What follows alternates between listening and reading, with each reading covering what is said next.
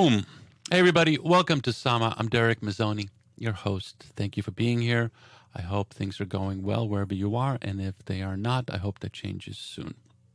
I have a special show planned for you today on Sama. We have the band Medicine Singers. They have a new record out called Medicine Singers, and it's a collaborative offshoot of the Eastern Medicine Singers and Eastern Algonquin powwow group that performs traditional and contemporary American Indian music. The project was born from a spontaneous collaboration between guitarist Jonathan Gatt and the Eastern Medicine Singers at South by Southwest 2017. I was at South by Southwest 2017. I missed these guys, but I'm glad that they came together. And as you will see in this video, that it's a powerful statement and it's a powerful collaboration from two different parts of the world, centering indigenous voices, especially in North America, and presenting a really powerful and timely musical experience for people. We're talking today to Daryl Black Eagle and Jonathan about this work, about the new record, and what they hope will happen in the near future. Obviously, we started Sama during the pandemic and shows are back on.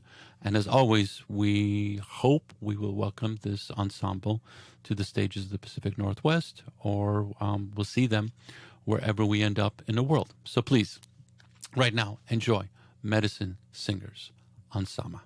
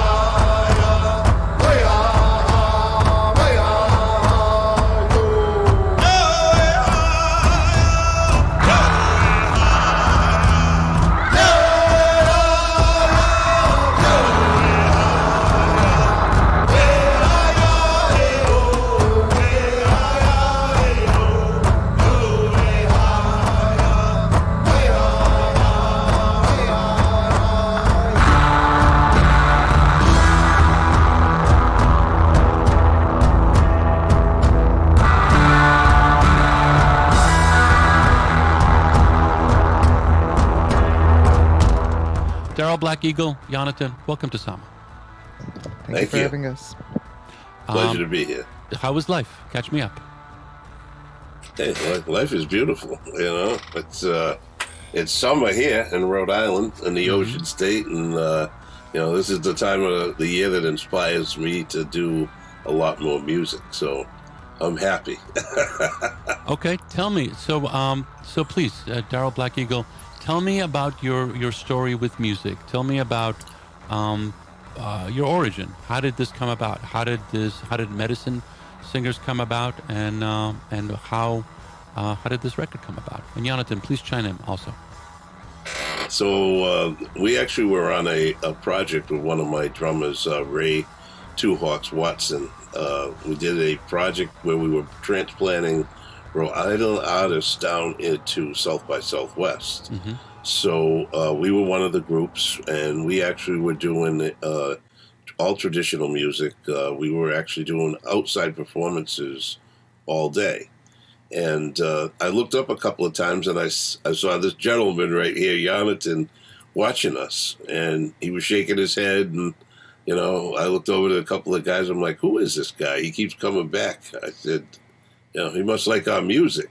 Mm-hmm. And then, he disappeared. And a little while after that, Ray came over to me and he said, hey, Daryl, that guy that was sitting here? I said, yeah. He said, he wants us to come play with him. I said, what does he play? He says, I think it's rock or punk or something. I'm like, no way. we never played with that before, so but it happened. It happened. I changed my mind. Ray was like, come on, you're the mother of invention, of craziness, let's do it. And so we did. We went inside. It was the Spider House Cafe in Austin, and we went inside and set up the drum and just started, impromptu playing with Jonathan. And I was looking around at all the people, like how are they taking this? And it looked like some people were kind of like crying, So we finished the one song, and I told the guys, I go, get the drum, let's get out of here before they kill us. I didn't think they liked us. Yeah, I didn't think they liked us. So we left. We went outside, and Jonathan came running back. Oh, what are you doing? Bring that drum back in here. They love it. I go, they do? He goes, yeah. So we brought the drum back in, and we ended up playing through the entire set with them and everything. And it was a really cool experience. I had never played with that type of music before, so it was something new. And we just my biggest thing is I don't want to ruin somebody else's show. And that was my biggest concern. And I don't think we did. We seemed to hang right in there with the beats. And I looked over at Jonathan. One of the songs that we do is the Hawk song that's featured on the album. We started singing that, and I looked over, and he started mimicking the sound of the song. And I looked over at Ray, and I go, Ray, this guy's good. He's got the beat. I said, this could be interesting. And so we ripped the whole place apart after that. It was amazing. It really, so it connected. Yeah. Oh yeah. Yeah. It connected like right away. Okay. So Jonathan, tell me your story. How did this come about? I mean, obviously you are not Eastern Algonquin. What connected you with this? What made you decide, like, hey, I'm sensing something here. Let's see what we can make happen. Yeah, so most of the music that I'm involved with has always had kind of like an element of improvisation. I'm not really a jazz musician, I never studied music, and I can't read sheet music, and I don't really come from jazz. I just kind of play loud rock and roll. But improvisation has kind of always been a part of it. My first band, Monotonics, would just kind of like have a really kind of improvised show in terms of the performance. And then later I started kind of like leading my own bands, and it would be very improvisatory. And a part of the improvisation is kind of like a way you live. It's not just a way you make music, And a part of our vibe is to just invite people we appreciate and whose music we dig to kind of play with us and see what happens. I think a lot of people kind of like want to do it maybe but we don't really care if it's in practice or in front of an audience or in a recording session or something like that. We just kind of like that. So when we saw Medicine Singers, it was just incredible, like they're like this incredible powwow band, and they sing in this really unique way. Their drumming is really powerful, and we're all just kind of like excited to see how it's gonna sound with us. So I invited them, and Larry kind of checks me out, and he's like, no. And I was like, okay, he's not impressed, that's cool. And I just told him, like, if you change your mind, we're there, And we kind of playing on the floor too, which is cool. We used to tour and kind of play on the floor back then, the audience surrounding us, which is exactly kind of how Eastern Medicine Singers play. They kind of form this circle, and the audience steps around. Yeah, so it fit. It made even more sense. And yeah. So I kind of told them, if you guys change your mind, you're welcome to come in anytime and just join us. And I forgot about it and started playing our song. Then they showed up in the second song, like kind of like howling their powwow drum, and they just kind of formed a circle. So the audience was standing around them, and we were a separate circle. The audience was standing around us. And I really noticed that, like Daryl said, people started crying in the audience and stuff. And I was not used to seeing like those kind of tears. Like, the music I was involved with at the time was very kind of crazy guitar stuff. People would respond to it in many ways, and they would go crazy, they would trance out, But tears was not like the norm. Like to see like the majority of the audience crying was not really. I just think they understood what happened there. They understood the impact of our kind of meeting, and it just sounded really good. And there was something about it that made so much sense, and. And then that kind of collaboration put me on this trajectory of learning so much from Daryl about powwow music. And I learned that the styles of music we were playing, rock and roll, jazz, minimalism, all those kind of like American styles have very deep DNA in powwow music too. So Yeah. it was kind of like the beginning of my learning about this music from Daryl. And that first show was the first time that we formed two circles like that. And ever since then, it's been one circle. That's beautiful. Yeah. I'm looking forward to welcoming you here. Daryl Black Eagle, you say that powwow music is the foundation of Medicine Singer's sound.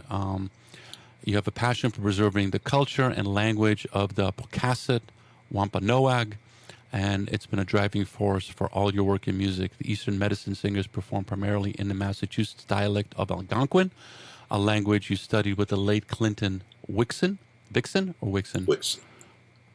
a venerated tribal leader who is known as one of the last fluent speakers of the Wampanoag language. This is interesting, and this is one of the things that I wanted to talk to you guys about, because when Yuri, good job Yuri, reached out about the new record, I live in Seattle, and the native population here is very strong. You've got the Tlingit, Snohomish, Skokomish, obviously the Puyallup and others. I came from Poland to live in America when I was young, and I lived in Boston. The indigenous population in New England isn't really that strong. Obviously, you've got a casino in Connecticut, and you've got some small tribes, but they're not small. They're quite small, and the culture isn't as pronounced. And even in the story with the Massachusetts Algonquin, these languages are shrinking. They're dying. There's a few people left here. And my experience with the indigenous population in Massachusetts and New England is very different than my experience with the indigenous populations on the West Coast here, specifically in the Pacific Northwest. And I applaud the work that you're doing. And I think one of the reasons that people were crying at the show in South by Southwest is that there is a powerful story that comes with this language, a powerful story that comes with the history of your people, of the indigenous population throughout North America. And people are getting a sense of that story now. For a long time, it was just lost, or it was like presented in Hollywood where cowboys and Indians, there was no subtlety, there was no nuance with this. Now, due to a variety of political and social and conscious lifting that's happening right now, people are resonating with these stories. And one of the reasons I wanted Medicine Singers on Sama and also on my show on KXP is that this story needs to be heard, and music is a powerful way to get that story into people's hearts. You could read it, you could present it as an art form, that you're looking at, but something about music and powwow, and when you combine it with other styles, I'm not making a value judgment on genres, but something about music gets it in people's hearts in a way that resonates and that it becomes a way of connection. You might have no connection at all to an indigenous population, or specifically the Massachusetts Algonquin, or the Pocasset Wampanoag or others, but something about the music gets people to understand each other in a really cosmic way. And when you said that people were crying, I totally get that, because I've seen shows, like we have bands like Tribe Called Red and QX that play here, and the floor fills with people. Obviously the indigenous population feels that they're being heard, their music and their culture is being reflected to them, and so that becomes a cathartic experience. But others around them that had no connection suddenly feel like they're part of, they have a shared humanity with everybody there. And when I heard the record, and I've been listening to it because it just came out, everybody, the record's out on all streaming platforms, and find it out there and support these artists. But when I heard it And when I thought about you guys playing live, I was like, this is something powerful here. Something's going on here that is needed and it's timely. I would love if you both of you could speak to that because, I'm looking at it from the perspective of a selector, of a DJ. But there's something there that is really interesting and really timely. Speak to that if you could. So, and also, did that make sense? What I was trying to say? Yeah, no, I get it 100%, and you're right on the money. And one of my things is when I started off drumming, I was an older guy, and I did this to help some of the local children here in the Rhode Island Indian Council as a culture program. And we first started, using CDs of other bands, and I said, we need to do our own stuff here, and make these kids proud of their own culture and their language, and Massachusetts Algonquin is probably one of the ones that's most pronounced because it was written in the Eliot's Bible, so it's more accessible than some of the other languages here, the dialect. Because there's Narragansett and there's Pequot. Everybody's language is different, but it's similar because it's Algonquin. So, when I was learning the language with Clint Wixon, he was the first. He passed away. So he gave me a good base because he spoke fluently, and being able to hear how the language sounds is a lot different than reading it in the book. Anybody can read it in the book, but when you hear somebody actually saying it and it's in your head, well, then you kind of get the gist of what it really sounds like, and then we went on with Donald Fisher, Three Bears. He was one of the speakers, and himself and Clinton used to converse all the time in the language, so I got to hear it, which is amazing around here because there's not very many speakers anymore. And so he asked me before he passed, both of them, to pass on what they had given me, and I'm not a fluent speaker by any means, not even close, but I have a gift of putting the sounds into music and making it into something that is of our culture. And so what I wanted to do was get those words and those sounds out to people so that they could hear them and be proud, first of all, that this is the exact Eastern culture. Because there's a lot of, we don't play like the northern drums or the southern drums, Western drums on the plains or anything. We have a totally different sound, just like the south, down south. All these tribes, they have different styles of playing, so there's no one style that's just perfect and right. There's different styles, so we wanted to bring out and let people see what the Eastern style was about, because you don't really hear it that much anymore. When I was a kid, I used to go to a powwow, Nipmuc powwow in Massachusetts, and they had a drum there that played the Nipmuc language, which is very, very similar to that Algonquin, the Massachusetts Algonquin language. And so I got to hear some of that as well. And they kept a lot of their language. In fact, one of my friends, David Tallpine, he passed away a couple of years ago. He was teaching it, and there were other people that were teaching that Nipmuc language. So, we have to give credit to those people. Those drums. There was the Nipmuc turtle drum that we play some of their songs. There was also a drum called Full Circle here in the East, and they as well played songs in the language and stuff. But they're not around anymore, unfortunately. So we're trying to carry the torch for the people and to get that music out and to let them feel what it sounds like to hear an Eastern drum play. And I think, by doing it in the music, it's like the sound of the music is awesome, but it's also the repetition of the words. That's how people learn. And the total fact of it is, I was the only one that had the language. All the guys on my drum and the women learned from me. So now they're singing those songs when they didn't even know the language when they started. So that's just an accomplishment itself. And we've been lucky to travel everywhere and play in the powwow circuit here in the East. So a lot of the intertribal powwows we attended and everything, and supported people that were putting on powwows. And we played at Nipmuc and other places. But a lot of times too, it's a show because like the state of Rhode Island, we played for the governor's inaugurations several times for governors, and because it's a historic context of music. So it's a reflection of what once Rhode Island or Massachusetts once was and what it sounded like. So when you bring all that into bear, you're going to have people having emotions. And when you're playing the drum like we do, we play much differently than others. It's a total different sound, but it's a sound, it really is a sound of power.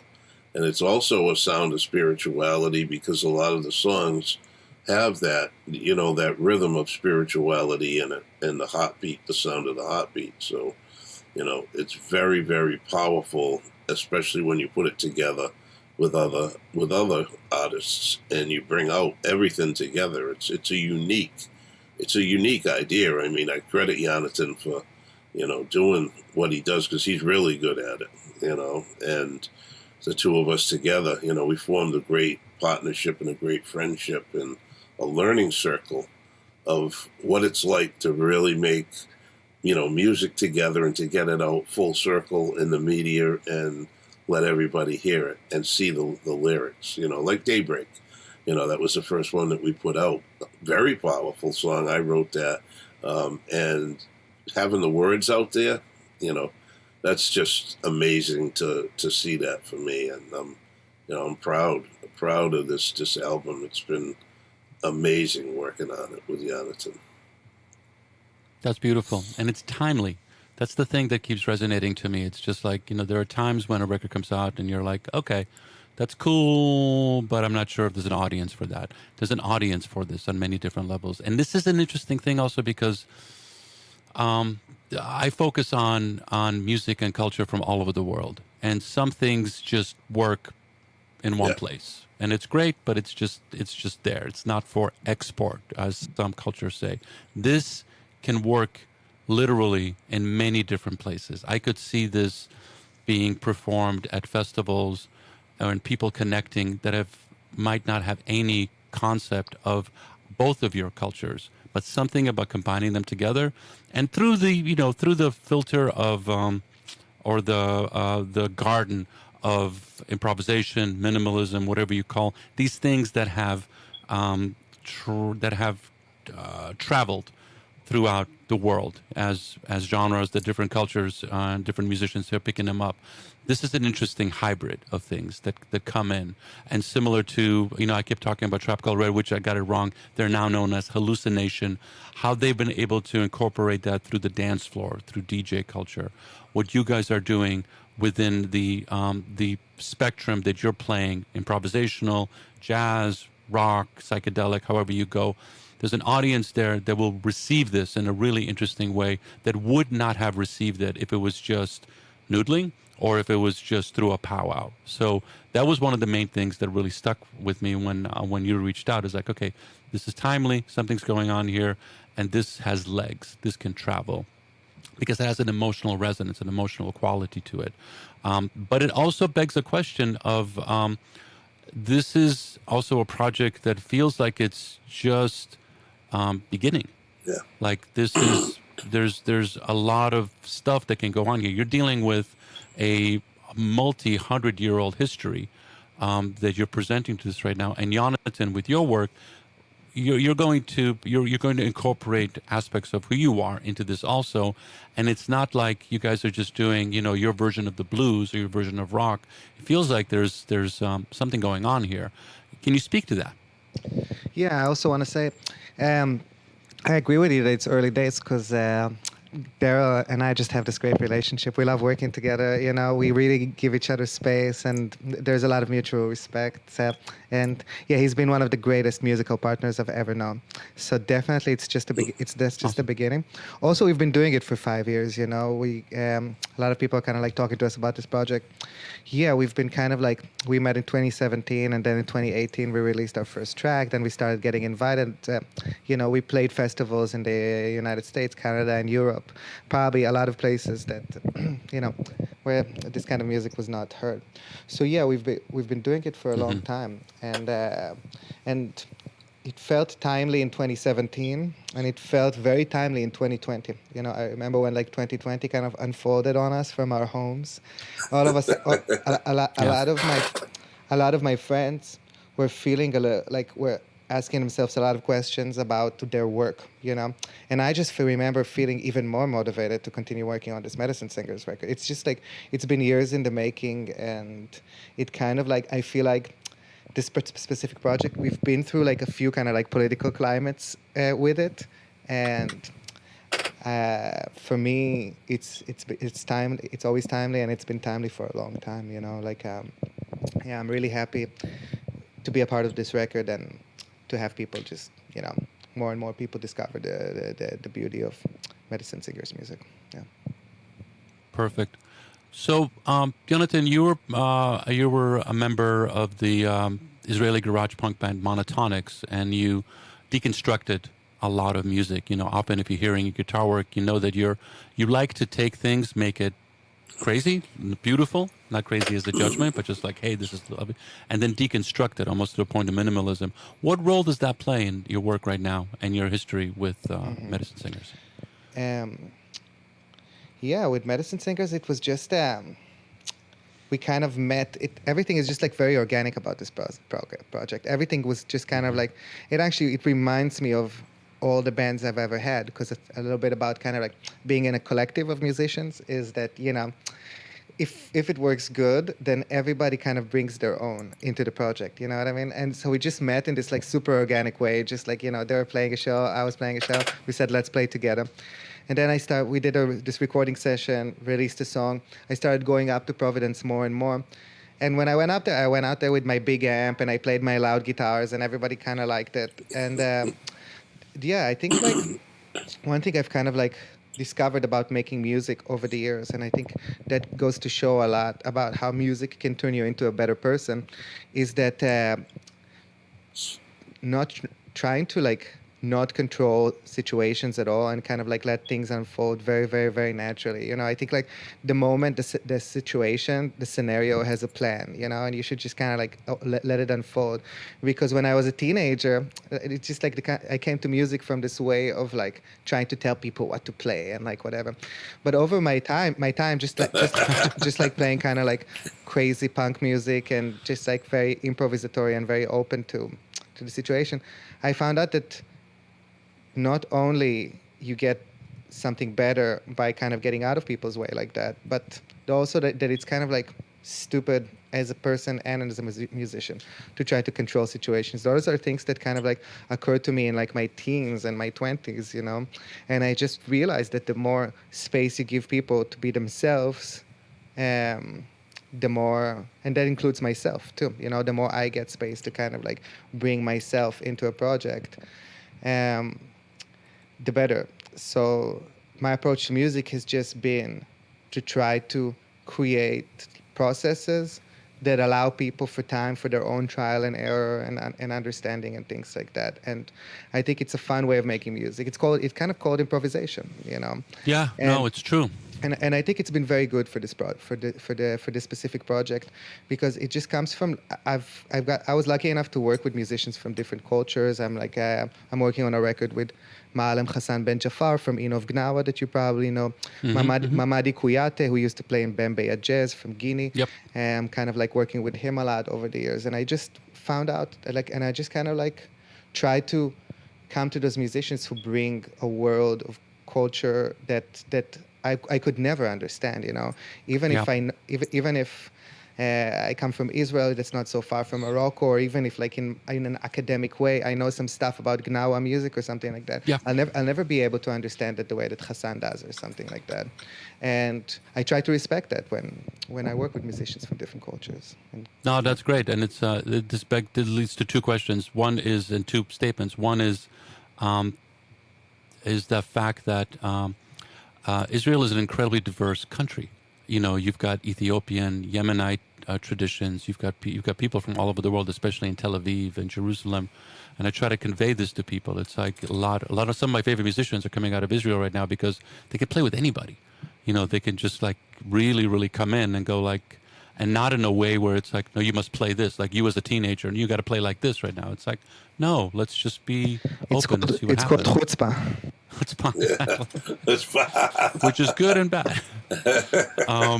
But it really becomes interesting because you and Daryl Black Eagle come from two different cultures, and you've come together through music, and you've created something that is interesting in a context of the way you're describing it as medicine. And tell me about that. Like when you say medicine singers, what do you mean by medicine? So, of course, we were always Eastern medicine singers, and I named the group years ago, and that was because we were from the East, and we guarded the Eastern Gate, and we brought medicine to the people that we played for. So when we became medicine singers, we realized, like even some of the people that you were talking about earlier, like the Hallucination, formerly called the Tribe Called Red, DJ Shub, and some of the others up there, T Cloud, and Danny Monkman, all people that we know. We're all kind of doing the same type of thing, but we're all doing it differently. But we're all at some point are going to come together and have some stupendous show that is like amazing. And I think that with the artistry that we've been doing and the different types of music, that if we all blend something big together, medicine singers could be like the hugest movement to bring, great indigenous people from all over the world together to make a show that nobody could ever even imagine, And I see it. I mean, I watch all the, of course, I watch all these guys playing and everything. It's like, and I'm sure they watch us, and everybody gets a learning lesson from the music that they're seeing in front of them, just like I do. So I may get an idea from them, and I might be like, Jonathan, you know what? We got to bring these guys in, and we got to do some tracks with them. We got to make. I see something cool coming out of it, and and Jonathan will tell you, I'm a crazy guy.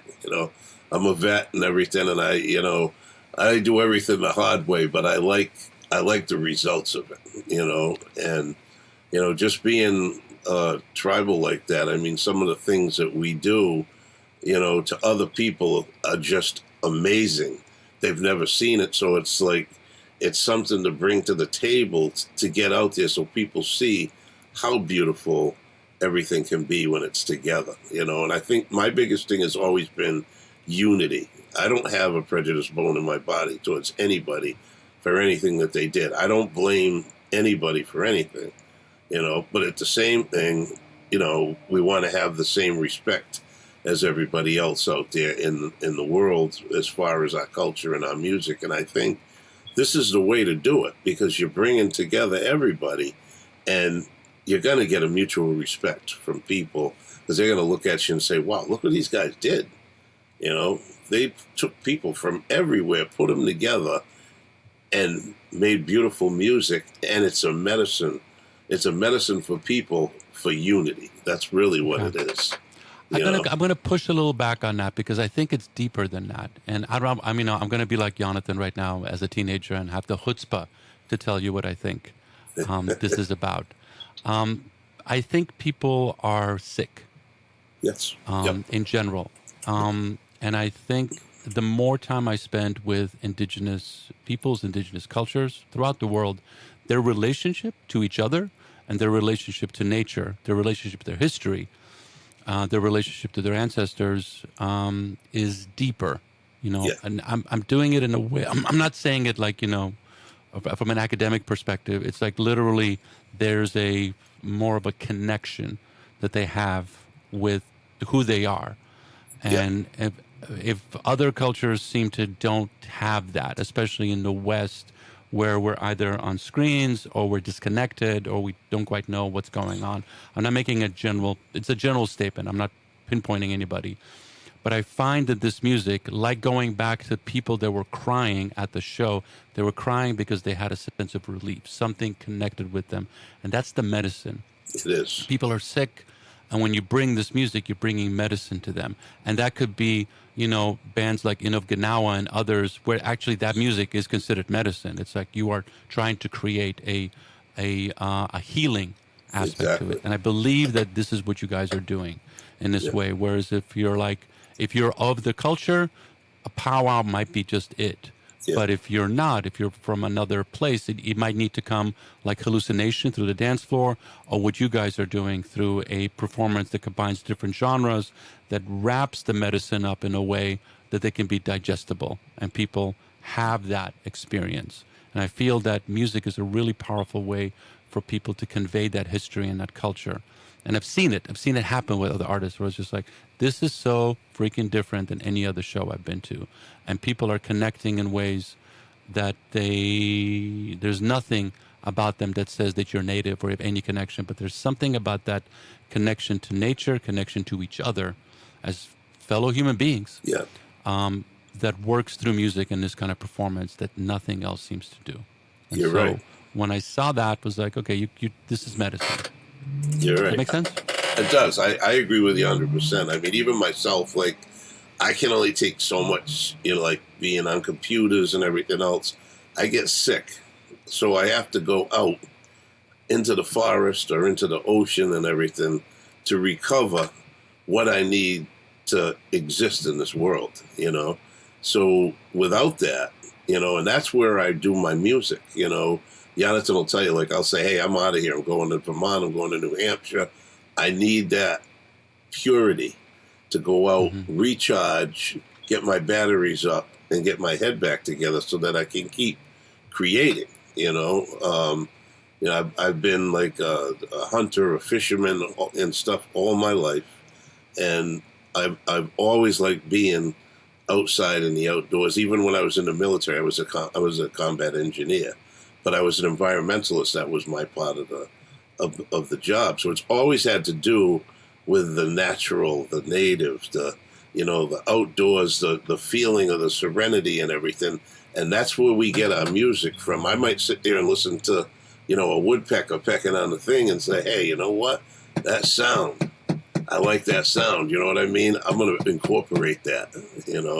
We have something that we blow through that makes a long sound that we use in our music. Jonathan has heard it several times, and it's like, these are all things, you get this stuff from the nature, and I believe being able to make this music, I mean, the creator himself gave me the gift so I could do this, and I have brought a lot of people, healing through the music. They've been sick, or we've had people come up to us at powwows and they're like, can you play that song for my daughter? She isn't feeling well, and we'll play it. And you can see in the person's eyes what you're really doing for them. Or even at a funeral, a lot of times we play funerals for people, to help the people that are there recover from what they've been through. So, the medicine singers, that's what we really are, is we're trying to heal this world. This world's crazy. It's and without the healing and without the music and, the unity is the big thing too, is that even in playing that drum, people don't understand where everybody has to be in sync at every minute with the beats, the songs, everything. So it's a lot more sophisticated than people think to be able to do that. It's very hard. I want to say one thing. Jonathan? You compared Gnawa music, for example, earlier. We're talking about Gnawa because we're talking about our friend Hassan Ben Jafar, who lives here in New York. We compared it to powwow music. You got, like, in a way that they're both kind of like medicine music. You got this music from this ancient music from Morocco and this ancient music from North America. They have nothing to do with each other. The only thing they have in common is this kind of like connection to tradition, because it's like, musicians like Hassan and Daryl, who are both, I'm lucky enough to consider friends. I know that a lot of their process has to do with the preservation of tradition and things like that.